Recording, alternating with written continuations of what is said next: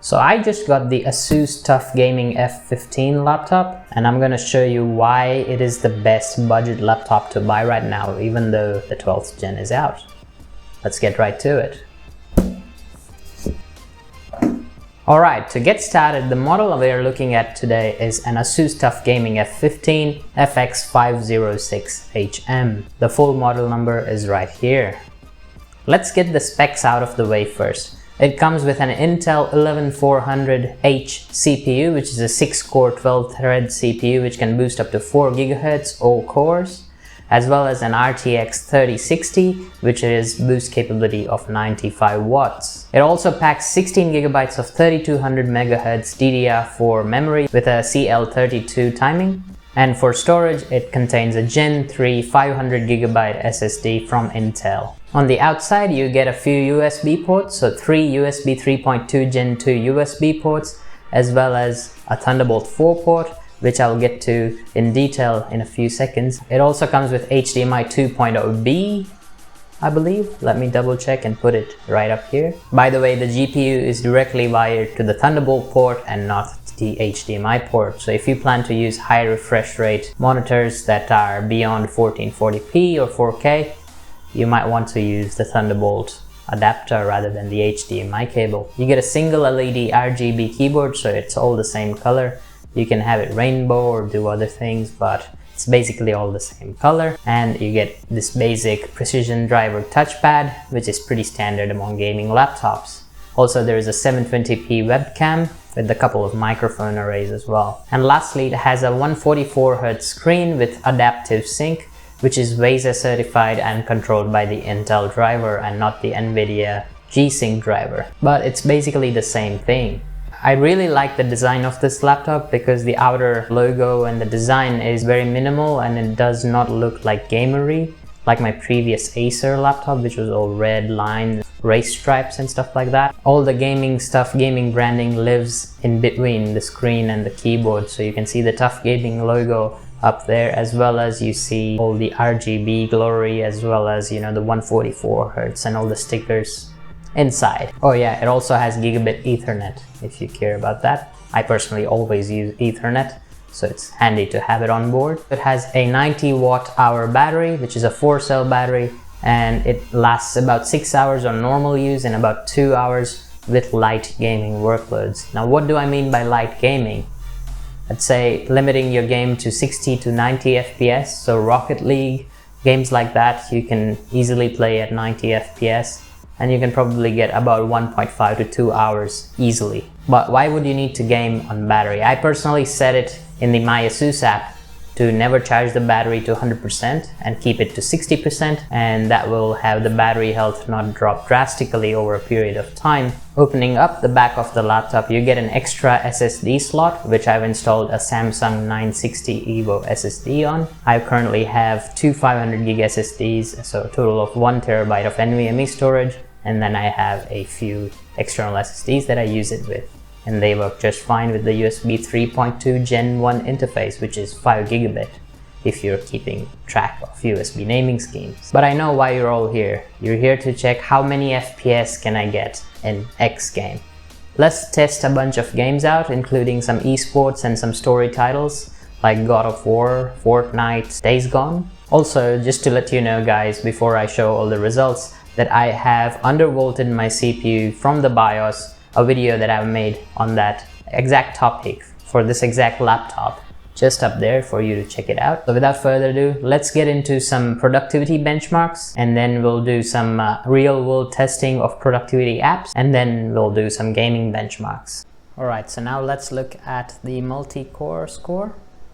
You can see it's going super quick. I can definitely tell it's way faster than my older desktop, which was a 9400F. Alright, so we've got a score of 7848 on the multi-core, and on the single core we're at 1331. There you go, 1351 and 5831. I think in my last test I got 1400 roughly, so it can fluctuate a little bit.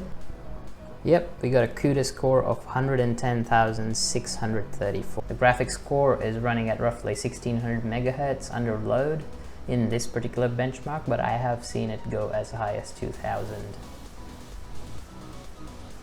Utilization is 100%, memory at 7150, and we're jumping between 15, 16 and 1700 megahertz on the GPU core.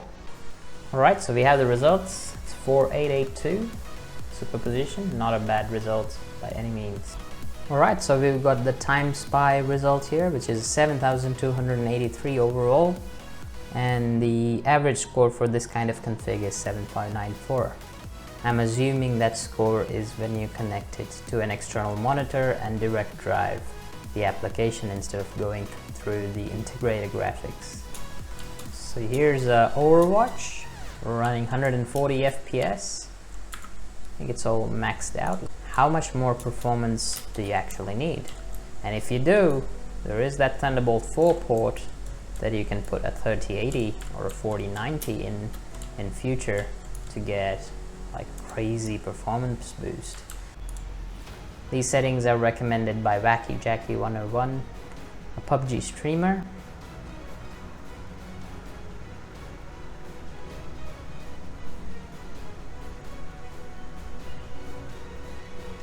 So we got textures on ultra, everything else on medium or high. Sharpen is on, motion blur and VSync are off. Let's go, FPS is unlimited. Right now on this map, we are on Miramar. We're running at about 100 FPS. If you're looking for a PUBG PC to buy, this is it. Buttery smooth. So here's Rocket League, all maxed out. I will remove the 240 FPS cap for testing. Normally I do have it at 240. There you go. It's not really exceeding 240. So I will be testing Fortnite at medium setting. These are medium settings with NVIDIA Reflex low latency on and DLSS on performance. This will get us the maximum performance that we can get from this laptop. Right now we're getting 112, 117 FPS. I'll keep running and start the benchmark.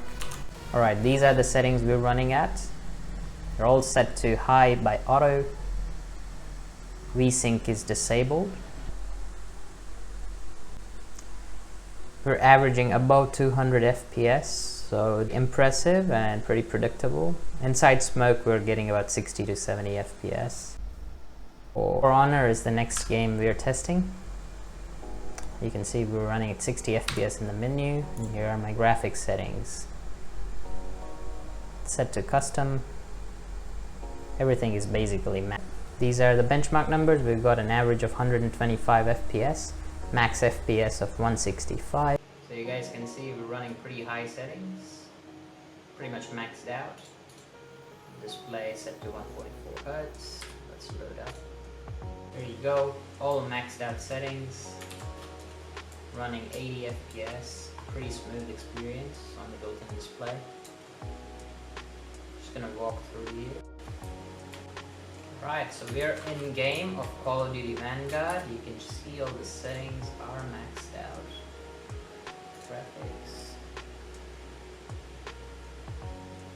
144 Hz, quality all set to high, DLSS is set to ultra performance. Let's go. Running easily above 80 FPS, no issues. Alright, so we've got COD Warzone here. Let's look at the settings. All pretty maxed out. DLSS set to ultra performance. Alright, we're dropping into the Warzone. You can see we're running 80-90 FPS. Very similar to Vanguard, if slightly lesser than Vanguard. Here's the final game for today. God of War. Ultra details. Display set to DLSS ultra performance. We're running on borderless mode because this game does not support full screen. So yeah, FPS limit is set to 120 because that's the max available. Even with ultra details, we're getting 60 FPS, no issues. Totally playable gameplay.